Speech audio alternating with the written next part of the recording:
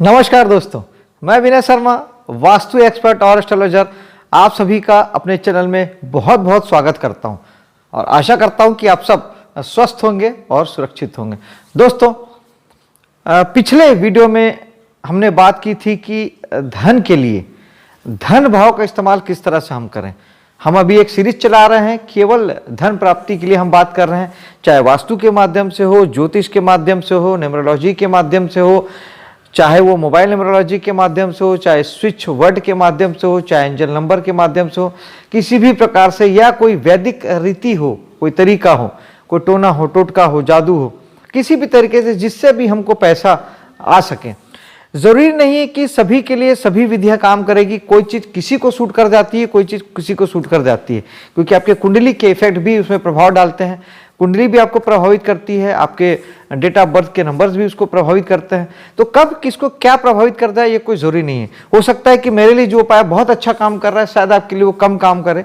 तो उसके लिए सही तरीका यही है कि बस आप उसको करके देखिए। हाँ, लेकिन करते समय एक बात का ध्यान जरूर रखिए कि पूरी आस्था और पूरे विश्वास के साथ में कीजिए।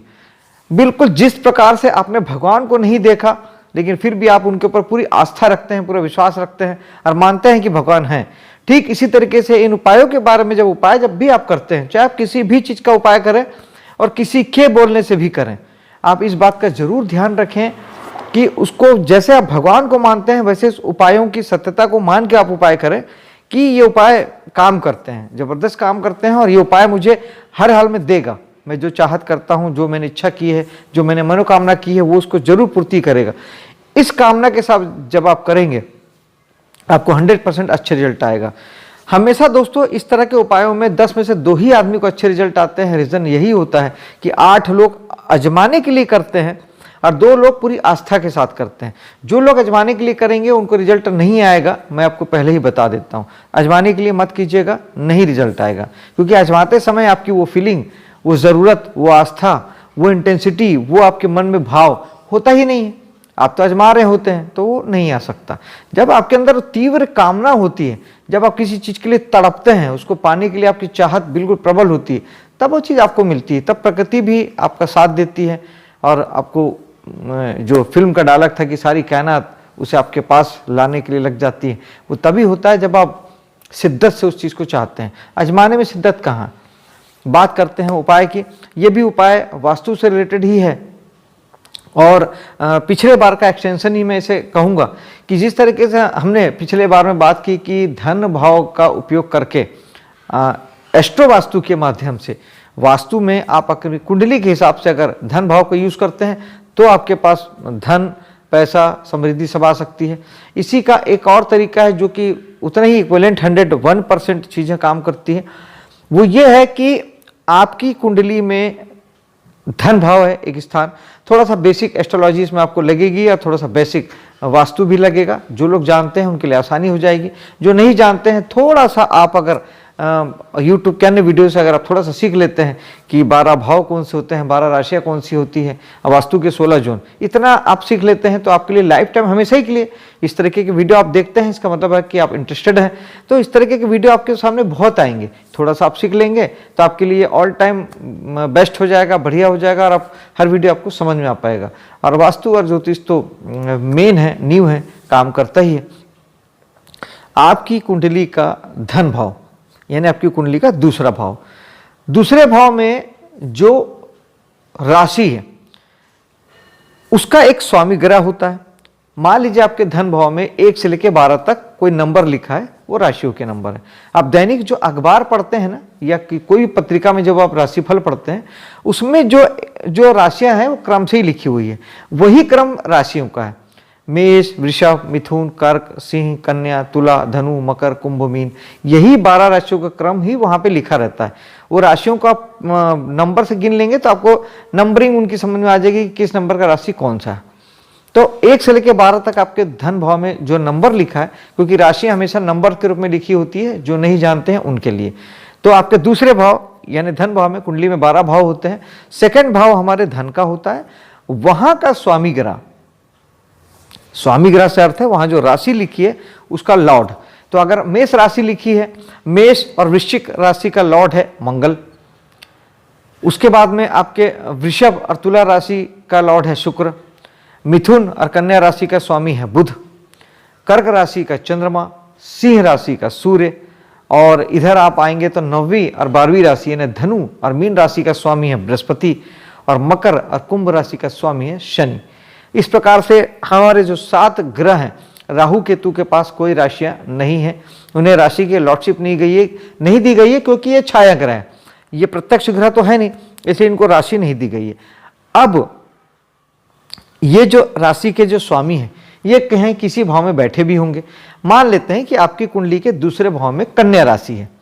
अब कन्या राशि का स्वामी है बुध, वो बुध कहीं बैठा होगा, हो सकता है कि वो वहां ही बैठा हो, और हो सकता है कि वो लग्न में बैठा हो, पंचम सप्तम छठे भाव पांचवें भाव कहीं पर भी बैठा हो सकता है। जहां पर वो राशि लॉर्ड बैठा है, चाहे वो सूर्य हो, चंद्रमा हो, मंगल है, यानी अगर आपकी वृषभ राशि है तो शुक्र हो गया, मिथुन राशि है तो बुध हो गया, आपका तुला राशि है तो शुक्र हो गया, मकर और कुंभ राशि है तो शनि हो गए, सिंह राशि है तो सूर्य हो गया। ये ग्रह जहां भी बैठा है, मान लीजिए कि आपके सेकंड हाउस में कन्या राशि है, उसका स्वामी बुध है, और बुध जाके आपको 5वें भाव में बैठा है, तो यानी आपको पैसा तो 5वें भाव से ही आएगा। इस बात को आप लिख लीजिए। एक तो धन भाव स्वयं पैसा आपको देगा, जो हमने पिछले एपिसोड में बात की, और इस एपिसोड में हम बात कर रहे हैं कि वहां का जो राशि लॉर्ड है वो जहां बैठा है, पैसा आपको वहां से आएगा, 100% आएगा। और दूसरा, वहां पर जो राशि लॉर्ड जो स्वामी है, जैसे बुध है, वो जहां पे बैठा है, मान लीजिए हमने बात की कि 5वें भाव में बैठे हैं, तो 5वें भाव से तो पैसा आएगा ही आएगा, इसमें तो कहीं कोई दो मत है ही नहीं। आप 5वें भाव के वातावरण में चले जाइए, 5वें भाव के एटमॉस्फेयर में चले जाइए, 5वें भाव से रिलेटेड जो चीजें होती है, जैसे 5वां भाव होता है एजुकेशन का, मनोरंजन का, कला जगत का, आपके हीलिंग का, उपचार का, प्रारब्ध का होता है, हमारे पूर्व जन्म का होता है, संचित कर्म का होता है।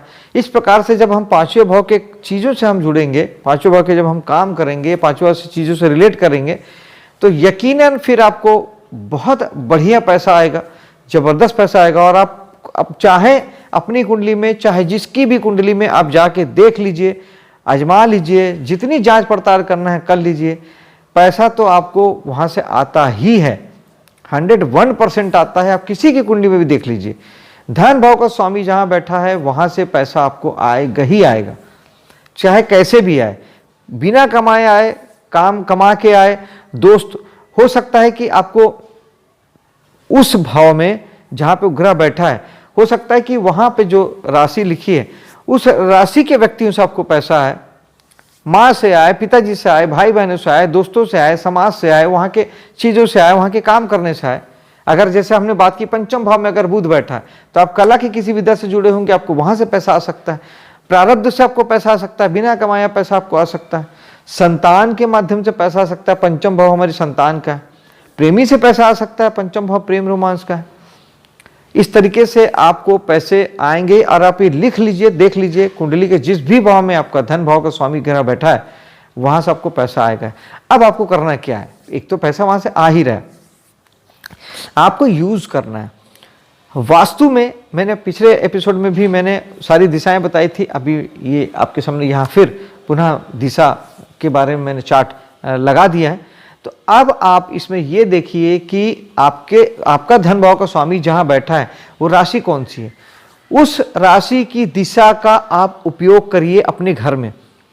या तो अगर वहां दरवाजा बन जाए दी बेस्ट ऑप्शन है, या फिर आप वहां सोने लग जाएं, आपका बेडरूम हो, आपका बिस्तर हो, आप वहां सोते हो तो बेस्ट है।